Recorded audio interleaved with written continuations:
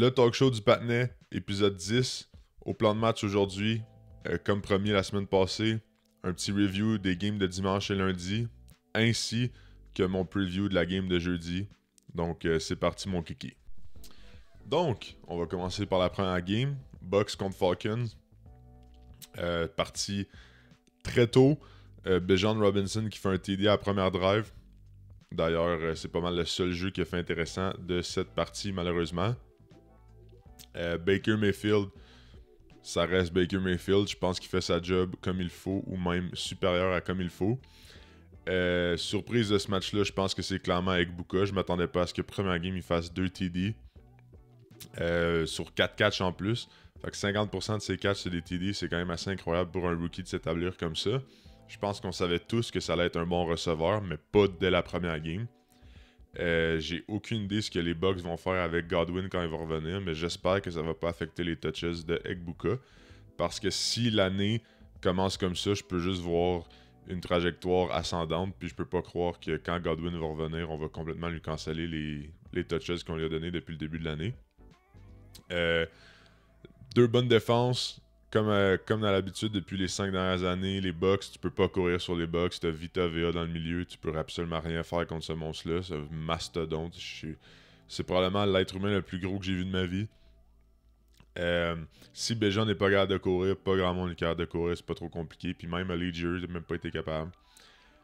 Pour vrai, game assez défensive, assez relax. Drake London s'est pas présenté, mais je pense que c'est que partie remise. Je crois qu'il y a des bobos en ce moment. Peut-être questionable en fin de semaine, on va voir. Est-ce que moi j'avais dit victoire Falcons dans une tight game? 23-20, ça revient pas mal au même. Ils ont fait un TD sur leur dernier drive, les Bucks, donc bon. Si vous êtes fan des Falcons, je serais pas trop inquiet. Puis si vous êtes fan des Bucks, je serais quand même assez positif de voir un rookie rentrer comme ça, puis autant avoir de succès. Donc, deuxième game, Bengals contre Browns. Comme on peut voir par le box score, Joe Flacco, classique, comme j'ai dit, va faire 300 verges avec ses interceptions, même s'ils sont pas de sa faute. Malheureusement, c'est dans le box score. 45 passes tentées, oulala. Surprise de ce match-là, je dirais que c'est Dylan Sampson. Je m'attendais à ce que ce soit un petit running back qui attrape des balles, mais pas autant bien. Même en fait, je dirais Harold Fannin. Même si je l'ai vu venir comme Egbuka, pas là dès la première game. Je pense qu'on savait tous que Fannin c'était un très bon tight end. De là à ce qu'il attrape 7 balles comme ça, 63 verges, puis qu'il avait de l'air tellement à l'aise sur le terrain. Moi, je pense que si je suis Njoku, je commence à être inquiet pour mon poste. Comme je l'avais dit, évidemment, à chaque fois que cette division joue, même si l'équipe est complètement nulle, ça va être dur d'aller chercher la game. Plusieurs personnes prévoyaient un massacre, 17-16, Bengals encore week 1 qui struggle. Je pense pas que ça va être une inquiétude moving forward, mais ça reste que tes star receivers qui sont supposés être complètement fumants ne font absolument rien. Je serais pas inquiet parce que c'est week 1, mais ça reste que je m'attends à plus de tes star receivers. Ça, c'est sûr. Chase Brown qui a fait ce qu'il pouvait, mais il n'y avait absolument aucun trou. La run defense des Browns est excellente, donc j'avais mal lu là-dessus. Je savais pas que Malik Collins puis M. Graham étaient capables de run defense aussi bien. Écoute, game assez défensive encore, les deux offenses qui struggle. Bengals qui ont genre 160 verges total yards, c'est assez triste. Mais bon, les Browns, fans des Browns, je pense que même si vous avez bien paru aujourd'hui, c'est probablement votre seul moment à savourer pour les prochains mois vu votre schedule. Donc bon. J'étais quand même là pour cette game-là. Ensuite, Colts contre Dolphins, là j'étais là.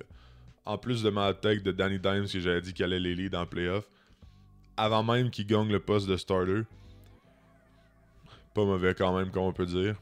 Je pense quand même qu'il a joué une game comme une legacy game, comme on dit. Je pense pas que ça va se reproduire la semaine prochaine. En revanche, scorer sur chaque drive, je pense que j'ai jamais vu ça de ma vie, ou si je l'ai vu, je me rappelle pas. Michael Pittman a de l'air en shape, Jonathan Taylor a de l'air en shape, même s'il a pas très bien couru, j'ai aimé ce que j'ai vu. DJ Giddens qui a beaucoup plus de touches que je pensais qu'elle allait avoir, ce qui est assez surprenant. Mais bon, Je pense pas que ça va vraiment interférer avec le workload de Jonathan Taylor. Côté Dolphins, ignoble. Tua, nul. Je sais même pas... je sais pas ce qui se passe avec Tua, à vrai dire. J'ai aucune explication. Je pense qu'on dirait que depuis que Tyreek a décidé de couper les ponts entre les deux, on dirait que Tua sait plus à qui lancer. Son premier read, il se fait affecter, il comprend pas ce qui se passe. Devon A-Chain, à part un jeu, nul. Ça, je l'avais prévu. Jalen Waddle se fait frapper une fois, blessé, classique. Évidemment, j'exagère un peu pour les trois, mais ça reste que Dauphin, totalement ignoble. J'ai absolument rien à dire de positif là-dessus. Puis en plus, on s'en va jouer une bonne défensive semaine prochaine, celle des Pats. Très hâte de voir comment ils vont bounce back. Je pense pas qu'ils vont bounce back. Un petit foreshadowing pour vous. Donc c'est pas mal ça. Je pense que les Colts peuvent build off là-dessus, même si leur schedule est quand même assez tight. Je les vois bien, comme j'ai dit au début de la saison, se faire un trou en playoff, gagner la division. Parce qu'on va y aller plus tard, mais les Texans qui challenge avec eux pour la division, ça a eu l'air assez nul, merci. Mais comme j'ai dit, ça va être plus tard. Oh! La meilleure équipe de la NFL, les Raiders. Évidemment. Geno Smith a eu l'air de Geno Smith, mais moi, j'ai jamais eu un corps arrière comme ça qui sling la balle aussi bien avec autant de confiance depuis peut-être MVP Year Derek Carr. J'ai jamais vu ça depuis. Ashton Jeanty a de l'air iffy. Ce que j'ai à dire sur Ashton Jeanty, c'est que j'ai probablement réalisé en tant que fan que Ashton Jeanty, son ceiling, c'est peut-être Devonta Freeman des Falcons dans le temps. J'ai réalisé ça tout récemment. Je l'ai vu première game. Je me suis dit, faut pas que je mette les expectations trop haut. Il est petit, il est pas très explosif. C'est la première game, c'est clairement du overreacting pour pas mal toutes les games aussi. Donc si je overreact sur votre équipe, inquiétez-vous pas, c'est un overreact. Mais je suis à l'aise avec le fait que Jeanty soit un Devonta Freeman. Pour moi, ça me va très bien. C'est sûr que le pick haut comme ça, c'est dommage. Pick un running back 6e overall puis il devient Devonta Freeman. Mais bon, je suis pas trop inquiet. Je pense que la team auto est très bonne. La défensive a été bonne. Certes, c'est l'attaque des Pats. Je m'attendais un peu plus des Pats, mais la défensive a été bonne. Brock Bowers, j'espère qu'il était correct. Je m'ennuie de toi déjà. Côté Pats, offensivement, aucune créativité. J'ai jamais vu ça. C'était que des checkdowns à Henderson, à Stevenson, des petits slants à Diggs. J'ai rarement vu ça. Ils ont essayé aucun shot, on dirait, en haut de 30 verges. C'était vraiment nul. J'espère que ça va changer. Point positif, Trevion Henderson a de l'air vraiment de Trevion Henderson, comme on s'attendait. Il va amplement faire la job.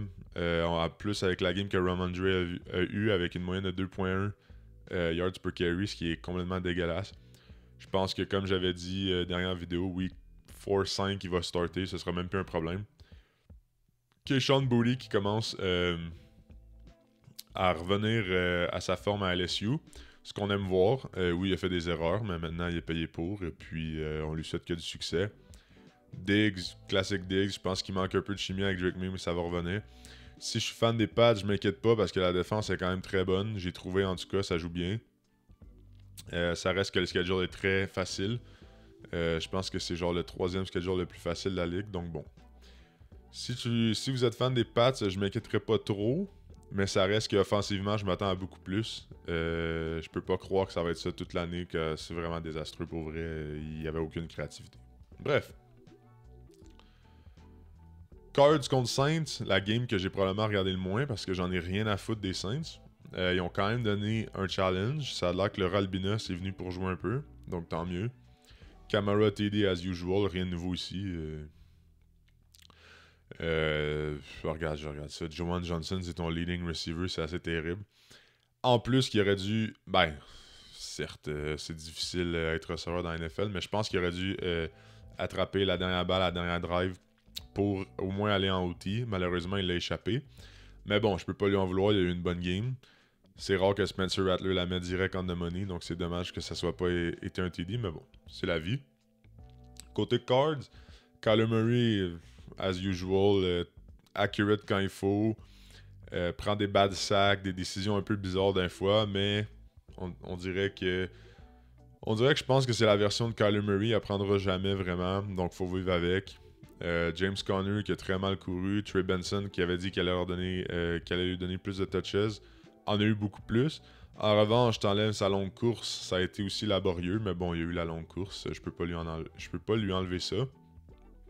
Marvin Harrison, qui a probablement eu sa meilleure game depuis le début de sa carrière en NFL, je trouve personnellement. Je pense qu'il était tout le temps là, pas beaucoup de drops, toujours où est-ce que la balle allait dans son tracé, donc bon, c'est très positif de ce côté.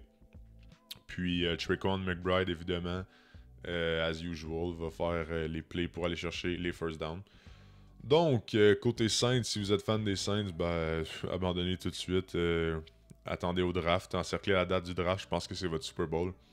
Puis, côté Cards, je pense que ça va être une saison très mid. Ça va jouer pour 500, mais bon.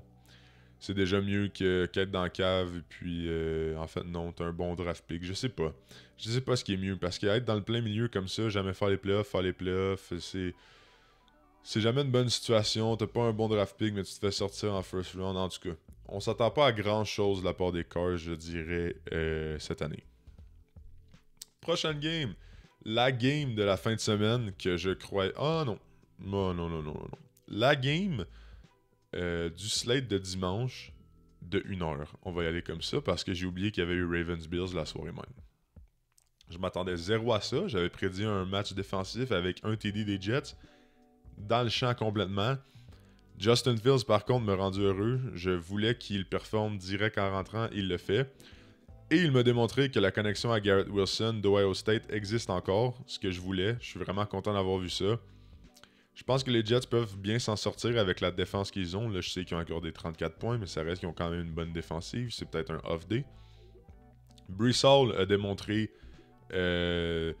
qu'il était complètement meilleur en une game que l'an passé au complet. J'ai trouvé vraiment décisif aujourd'hui. Puis Justin Fields au sol, encore une fois, c'est 2 TD. Ça va toujours être une threat en dedans du 10. Côté Steelers, Metcalf a bien commencé. J'ai bien aimé la chimie avec Rodgers.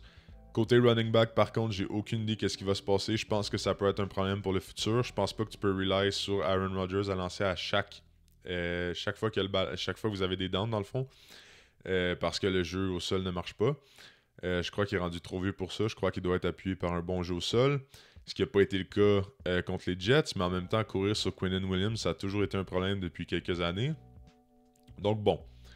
Encore une fois, c'est du overreact, c'est week 1. Par contre, très surpris de voir Rodgers comme ça. Comme j'ai dit dans la vidéo, je sais qu'il n'est pas wash, mais je ne m'attendais pas à ce qu'il soit aussi à l'aise première game avec un nouveau staff, nouveau joueur, nouveau tout. Donc bon, c'est très bien. Puis, content aussi de voir Calvin Austin avoir un peu plus de balles que l'an passé. L'an passé, j'ai trouvé qu'il avait tout le temps...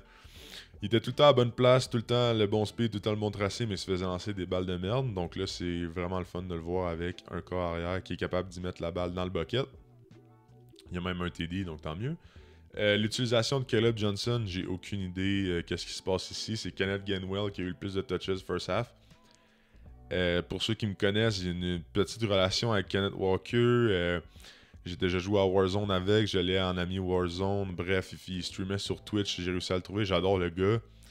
Pourquoi je l'ai trouvé? C'est parce que j'adorais le prospect, puis je l'ai follow sur Instagram. C'est comme ça que je suis venu en contact avec son Twitch. J'adore Kenneth Gainwell. Pourquoi est-ce que c'est toi qui as le plus de touches first half alors que tu n'as rien fait avec, puis il continue de te feeder? J'ai aucune idée qu'est-ce qui s'est passé là-dessus. Mais bon. Caleb Johnson, j'espère qu'il va avoir une chance tôt ou tard, parce que je crois que les deux autres, ça va revenir au même. Bref. Donc, très surpris de cette game-là. Positif pour les deux équipes, honnêtement. Commanders contre Giants, je ne l'ai pas vraiment observé non plus dans son entièreté. En revanche, je sais qu'est-ce qui s'est passé, évidemment. Mais ça reste que les Giants, j'ai aucune envie de voir cette équipe de merde. Évidemment, c'est encore une équipe de merde, aucun TD. Russell Wilson n'était pas dangerous aujourd'hui. Ben, en fait, hier, excusez-moi. En fait, même pas hier, excusez, le dimanche. On est loin dans la semaine. 17 en 37. Vraiment pas dangerous, comme j'ai dit. Neighbors qui a quand même bien joué somme toute, mais qui pète une coche encore sur le banc. Les receveurs de LSU et les pétages de coche, j'ai aucune idée qu'est-ce qui se passe, mais ça a l'air assez fréquent récemment. Wendell, classique Wendell, va toujours avoir au moins 5 catchs. Tant mieux. Côté running back, c'est absolument vide. Moi, je pense qu'il faut faire de quoi avec ça. Je l'ai toujours dit. Je pense que même si Cam Scalable, c'est pas la solution, je ne pense pas. En tout cas, pas long terme. Faut faire de quoi parce qu'il faut un jeu au sol. Tu peux pas laisser Russell Wilson lancer 37 fois. Ça fait aucun sens. Si vous êtes fan des Giants, shout out à mes fans des Giants, mais c'est encore une année de merde. Préparez-vous à piquer haut, comme un peu les Saints. Côté Commanders, ça a bien été. Sauf que mes doutes que j'avais en début de saison sont quand même présents. J'ai trouvé que l'offense était moins fluide. L'addition de Debo, par contre, très bien. J'ai vraiment aimé ça. Mais ça reste que c'est Debo. Je pense pas qu'il est encore je pense pas qu'il a la capacité encore de faire ça à chaque match. Je pense qu'il va falloir trouver McLaurin. Évidemment, c'est juste une game. J'ai confiance que Jayden Daniels va trouver McLaurin tôt ou tard. Mais ça reste que j'ai trouvé l'offense un peu laborieuse et mettre 21 points sur la tête des Giants, c'est pas très encourageant, on va dire. Ça reste une victoire, je peux pas leur enlever, il faut battre les team push. Surprise de ce match-là, évidemment, c'est mon boy Bill, ou comme je l'appelle, Monsieur Croquette, parce que son nom est trop long, et puis Croc, c'est Merritt Croquette, en tout cas, bref, je me comprends dans mon propre monde. 10 courses, 82 verges, un TD. Je pense que c'est une belle première apparition. Belle première game. On va essayer de builder là-dessus, Bill. Puis j'ai hâte de voir ce qu'il peut donner dans le futur. Next game. Jags contre Panthers. J'étais vraiment high sur les Panthers. Je ne suis plus sûr. Côté Jags, par contre, ça je m'en fous. Ça reste les same old Jags. Je vais toujours dire la même chose. Il y a 3 de mes nemesis dans cette équipe qui sont Travis Hunter, Travis Etienne, Trevor Lawrence. Je déteste les 3. Donc, je déteste l'équipe. Suis-je bias en disant que cette win-là, whatever, ça sert à rien, ça indique rien? Peut-être. En revanche, Travis Etienne a l'air d'être back. Donc, tant mieux pour eux. Comme j'ai dit, ça reste un running back. À la fin de la journée, je vais le supporter. Bryce Young a eu l'air de Bryce Young du début de l'année passée. C'est très triste. Je pensais qu'on avait franchi ce cap-là et qu'on allait passer à d'autres choses. Malheureusement, non. Donc, bon, c'est triste. Chuba Hubbard fait la même job que d'habitude. Ted a eu une belle première game. L'autre rookie de l'autre bord, receveur, Travis Hunter, très nul. Il s'est fait burner aussi par tête une couple de fois. C'était très drôle à voir. J'ai aucune idée pourquoi t'as trade up pour ça et t'as donné un future first round pick. Mais ça, c'est moi. Je ne suis pas GM, donc j'imagine qu'ils savent ce qu'ils font. Ton main receiver, c'est Strange avec 59 verges. Bizarre. Surtout sur la défense des Panthers. Est-ce que ça indique des red flags? Je crois que oui. Nous allons voir. Seul le futur peut nous le dire. Mais si vous êtes un fan de ces deux équipes-là, c'est pas très encourageant ce que j'ai vu. Je tiendrai à dire. Côté, c'est plus côté aussi Panthers que Jags, que c'est pas très encourageant. Mais ça reste que Jags aussi, même si t'as eu le dub. Il y a quelques trucs à régler. Tank Bixby s'est fait échanger après la game. Donc on va peut-être voir Tooten en deuxième running back. J'ai hâte de voir ça. Certains dans mon entourage pensent que Tooten peut peut-être aller voler la place de Etienne, ce qui est pas très dur à faire. J'ai hâte de voir. Moi, Tooten, je connais plus ou moins. Je vais pas parler à travers mon chapeau. J'écoute pas vraiment Virginia Tech. Mais bon, je pense que c'est ça, en résumé, pas très encourageant pour les deux équipes. Un autre game qui c'est pas très encourageant pour les deux équipes, les Broncos contre les Titans. Je tiens à dire que même si Cam Ward est comme en dessous de 50%, 112 verges, blablabla, c'était contre une top 3 défense, on savait. Il a quand même bien joué, je tiens à dire. Avec la O-line qu'il y avait cette journée-là, je sais pas ce qui s'est passé. Puis ces receveurs qui l'ont complètement abandonné, ces running backs qui font pas la job, j'ai zéro compris. Je pense que le seul point encourageant des Titans, c'est que Cam Ward a de l'air vraiment à l'aise. Côté Broncos, j'ai aucune idée qu'est-ce qui s'est passé. C'est une désastre classe. C'était supposé clap les Titans. C'est pas supposé se rendre 3/4. Que tu sais même pas si tu vas gagner ou si tu vas perdre. Pour moi, c'est vraiment désastreux. RJ Harvey est très bien couru. Une longue course de 50 verges, j'ai bien aimé. J.K. Dobbins, week 1, c'est toujours un TD. Ça, c'est toujours garanti. Connexion Bonix-Sutton existe encore. En revanche, Bonix, point négatif, je suis pas convaincu, j'ai jamais été convaincu. Pour moi, ça a toujours été un carrière qui va seulement faire la job. Je pense pas que son ceiling est plus haut que ça. On va voir, en temps et lieu. Comme je dis toujours, seul le futur peut nous le dire. Mais ça reste très inquiétant de ne pas être capable de disséquer la défense des Titans comme ça et de lancer 2 interceptions et de fumble la balle aussi. Donc 3 takeaways pour les Titans de la part de Bo Nix. Très étrange comme première performance. Mais comme j'ai dit encore une fois, je le répète, je overreact un peu, c'est la première semaine. Donc, it is what it is. Mais je peux seulement juger ce que je vois. Puis ce que j'ai vu de la part des Broncos, je n'ai pas aimé du tout. J'espère qu'on va bounce back pour eux. Si vous êtes fan des Broncos, je serais un peu inquiet pour l'instant. 49ers contre Seahawks. Game très défensif, je m'attendais pas à ça. George Kittle qui est quand même tombé au combat assez tôt, ce qui est très dommage parce que c'est probablement le main receiver de Purdy. J'avais hâte de voir ce que les deux pouvaient faire ensemble. Écoute, il a eu le temps de faire son TD, fait que c'est bien. Je vois ça, 25 verges, un TD, c'est bien. Purdy, encore une fois, pas convaincu, moi non plus. Le 50 million dollar man, pas convaincu qu'il vaut ça, mais bref. Je ne suis pas un GM, comme je dis souvent. Christian qui est back, clairement pas sa meilleure game, mais il a encore démontré que c'est un des meilleurs receiving backs de la ligue. Tu peux lui donner la balle n'importe quel tracé, il peut jouer en wide, il peut jouer en slot, il peut attraper la balle dans le backfield. Il va toujours aller chercher le plus de verges possible. Christian, c'est Samuel Christian, j'adore. PPR Machine. Purcell, très bien joué. Première game, je vous dirais probablement numéro 1 ou numéro 2 à négocier, on va dire. 1A, 1B, on va dire. J'ai bien aimé la performance. Honnêtement, je pense que c'était sa breakout game parce qu'il n'a pas fait ça l'an passé, ou du moins, je me rappelle pas. Côté Seahawks, Sam Darnold, j'avais prévu que ça allait pas vraiment impressionner, ça m'a pas impressionné. En revanche, Jackson Smith et Njigba, ça m'impressionne de plus en plus. On savait qu'il était capable de faire ça avec sa fin de carrière à Ohio State, on le savait. Il s'agissait juste de lui laisser un peu de temps, et on l'a lui laissé un peu de temps, et aujourd'hui, c'est complètement incroyable ce que je vois. C'est, pour moi, un top 8 receveur, je dirais. Je pense qu'il y a le talent, il y a le 16. Ben, il y a le 16. Il est listé à 6 pieds 1, on va dire 6 pieds. Là. Il est un peu under 16, mais ça reste que pour son 16, il est excellent. Pour vrai, j'ai rien à dire là-dessus. J'ai adoré la performance. Sam Darnold, un peu moins.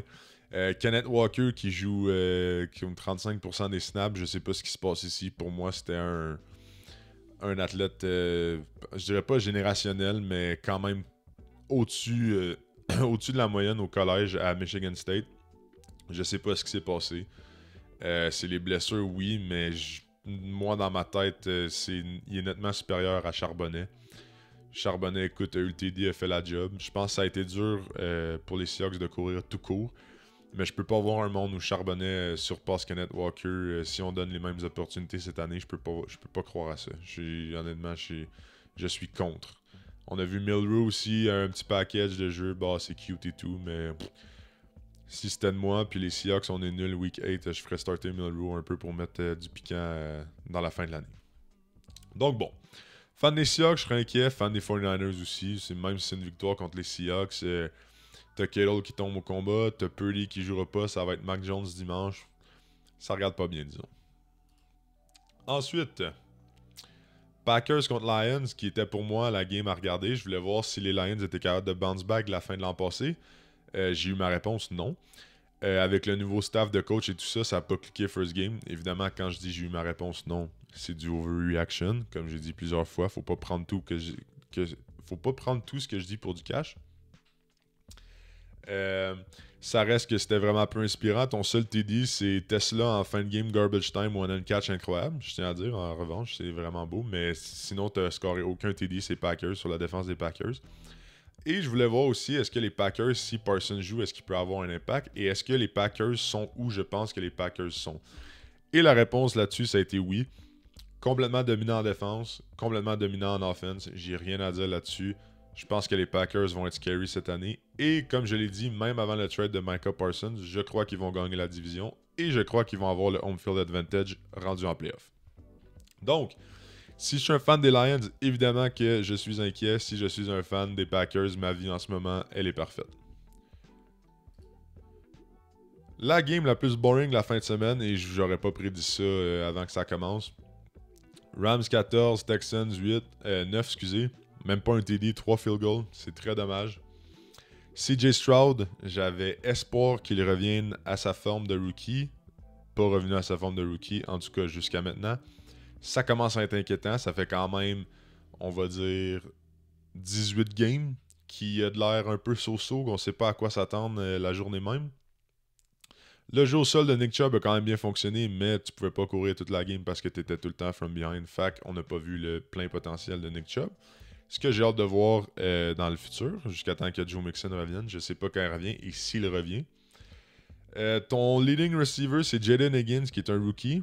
C'est un peu problématique. Nico Collins, where is you, my guy? J'ai aucune idée.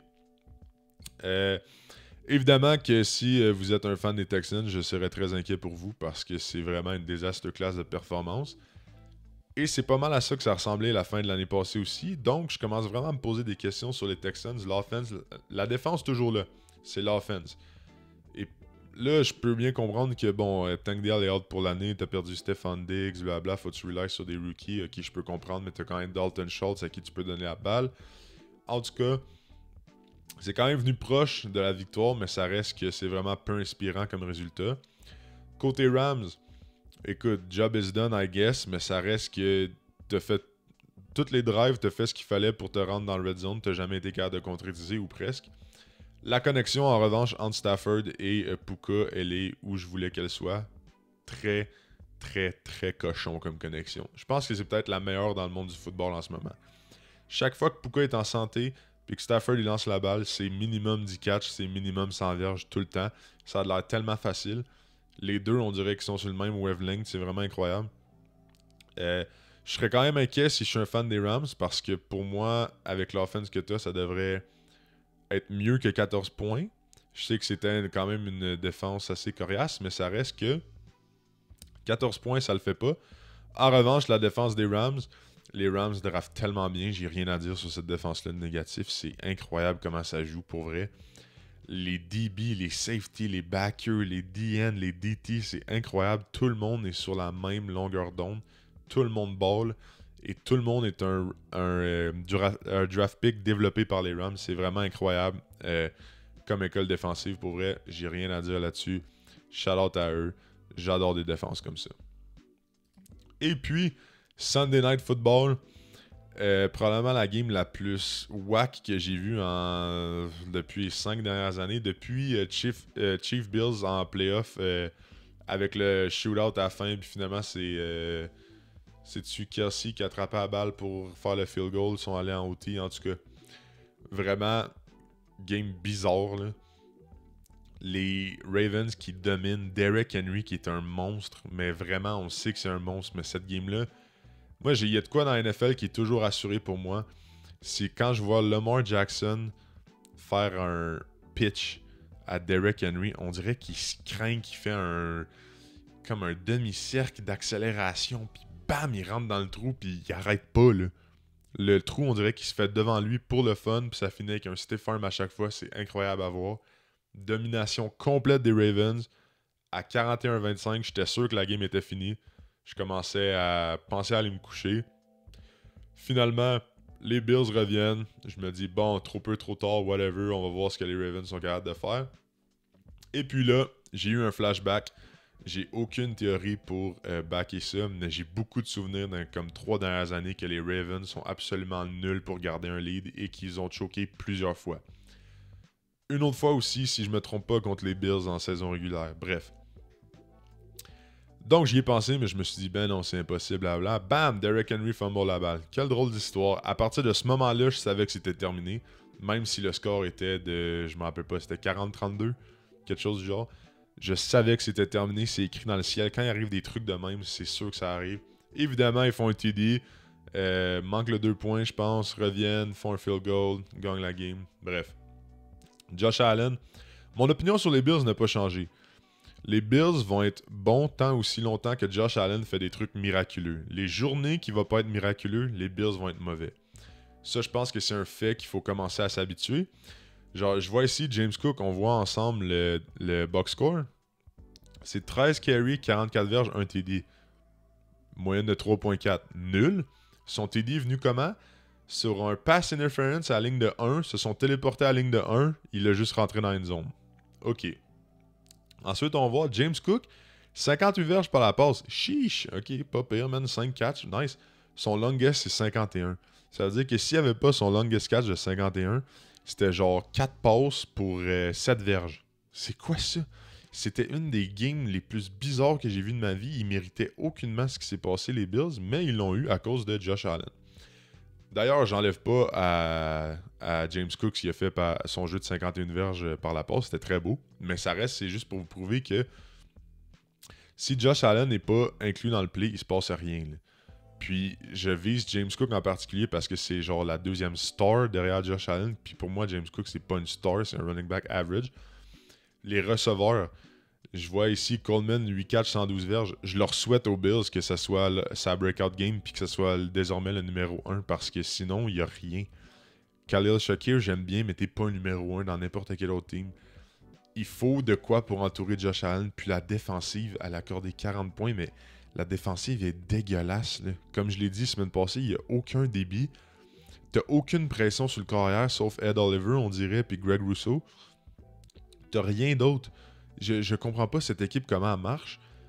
Puis là, la victoire de 41-40, c'est 100% à cause de Josh Allen. Si Josh Allen décide de dormir au gaz cette game-là, c'est fini. Là, ils se font massacrer, puis on n'a pas cette discussion-là. Donc, tout ça pour dire que, shout-out aux Bills, je suis pas un hater. Ils m'ont fait vivre des émotions incroyables. Là, je vais même pas essayer de mentir là-dessus. C'était vraiment une game vraiment incroyable. Sauf que le jour où Josh Allen va se sentir un peu moins à l'aise, je pense qu'on va voir les Bills vraiment struggle. Puis j'espère que ça arrive pas, mais je pense qu'à la fin de la journée, Josh Allen, c'est un humain, il va avoir des downs comme des ups. Puis quand le down va arriver, je pense que ça peut être vraiment désastreux. Donc, si je suis fan des Bills, je suis content évidemment de te battre les Ravens. Sauf que je suis un peu inquiet pour le reste des autres games parce que est-ce que tu vas vraiment accorder 40 points à chaque fois? Puis est-ce qu'il va te falloir un Josh Allen miraculeux pour gagner? Moi, je pense que oui. Donc, bon, un petit grain d'inquiétude, on va dire. Côté Ravens, il faut finir les games. C'est quoi qui se passe depuis 3-4 ans? C'est vraiment dégueulasse. Puis, échapper cette game-là, c'est triste parce que ta prochaine game, c'est contre les Browns. Puis ensuite, c'est contre 3 divisional winners. Fait que tu peux bien commencer la saison 1-4 si ça te tombe. Ouais, 1-4. Tu peux commencer ta saison 1-4 en tant que Ravens. Là. C'est terrible. Donc, je serais très inquiet. Genre, faut que les Ravens arrêtent ça maintenant. Là, parce que c'est pas rare qu'ils sont up early puis qu'ils se font comeback. Donc, si je suis un fan des Ravens, je suis très inquiet. Et puis, on va finir avec le Monday Night. Pour moi, Monday Night, c'est assez simple. Qu'est-ce qui s'est passé avec Caleb Williams? Moi, j'ai toujours cru en Caleb Williams. J'ai toujours pensé que c'était un génie offensif. Pas autant comme à cette draft comparison, le comparer à Patrick Mahomes et tout ça. Évidemment que non, je suis pas delusional. Mais j'ai toujours cru au talent du gars. Puis je me suis dit, si tu le pairs avec un coach qui est très offensive-minded et créatif, ça peut marcher. Donc, first half, j'avais raison. J'étais là, wow, incroyable. Je suis même retourné dans mes anciens commentaires TikTok que le monde n'était pas d'accord avec moi, que je trashais les Vikings parce que JJ McCarthy, je savais pas à quoi m'attendre, blabla. Donc, j'étais allé dropper des petits eye emoji juste pour rire un peu, genre, haha, j'avais raison. Et second half, j'ai complètement fermé ma gueule. J'ai plus rien à dire. Je vais pas donner le crédit par contre à JJ McCarthy. Je pense qu'il a joué comme un carrière dans la NFL devrait jouer parce que first half, c'était absolument désastreux. En fait, je vais lui donner le crédit d'avoir comeback, mais je vais pas lui créditer la game. Je pense que la défense a été solide tout le second half. Puis je pense que c'est vraiment plus Caleb Williams qui a shutdown et qui est retourné à ses anciennes habitudes d'essayer de tout faire. Puis comme quand la pocket s'écrase sur lui, on dirait qu'il regarde des deux côtés puis il se met à paniquer. C'est vraiment bizarre. Surtout qu'il est mobile, fait que je comprends pas pourquoi il est comme ça. Bref. Côté Vikings, je serais quand même inquiet. Ça a tout pris pour battre les Bears. Bears, évidemment que je suis inquiet, mais ça, vous êtes inquiet depuis les 10 dernières années. Vous avez jamais eu un passeur en haut de 4000 verges. Vous êtes inquiet depuis toujours. Mais Vikings, oui, c'est une victoire. Oui, ça a bien comeback. Oui, vous avez démontré du caractère, mais je serais quand même très inquiet. Parce que JJ McCarthy, à part un half, je peux juste me baser là-dessus. Ben, les deux, mais je peux juste me baser sur son bon half. Je sais pas s'il est capable de refaire ça à chaque game. et vice-versa. Je sais pas s'il va être aussi ass à chaque first half de chaque game. Donc bon, ça reste un mystère pour moi les Vikings, mais je serais quand même inquiet un peu. Donc sur ce, n'hésitez pas comme d'habitude à liker, commenter, subscribe, toujours apprécié. Le sport c'est fait pour être discuté. Et puis, on se revoit vendredi ou samedi pour le petit résumé de la game de jeudi et le preview des games de dimanche et lundi. Donc, ça va être le même horaire, comme j'ai dit, à chaque semaine. Donc, j'ai hâte de vous voir. Et puis, merci d'être encore là. C'est vraiment apprécié. Et sur ce, je vous dis goodbye.